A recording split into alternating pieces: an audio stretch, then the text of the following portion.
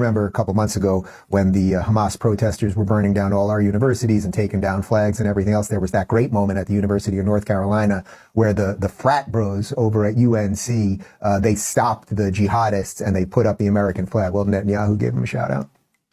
We recently learned from the National Security Director, U.S. Director of National Intelligence, that Iran is funding and promoting anti-Israel protests in America. They want to disrupt America. So these protesters burn American flags even on the 4th of July. And I wish to salute the fraternity brothers at the University of North Carolina who protected the American flag against these anti-Israel protesters.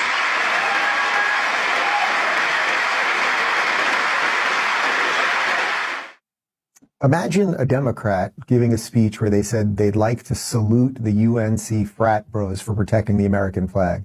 They would be booed off the stage. They would be burned in effigy. But here you have a foreign leader doing just that. The other thing that's interesting about what's happening right now is it's becoming very, very clear who the good guys and bad guys are. And the teams are lining up. It's why I'm always talking about this wide tent thing, because there's a lot of good people out there. Most of us are good people. A lot of people are confused about different things, but the teams are lining up. And I thought this was really wonderful to see. Well, you'll recognize at least two of the people who showed up to listen to Netanyahu. And tragically, yesterday. They were killed making their way back to our lines. We have with us also the families of American hostages. They're here.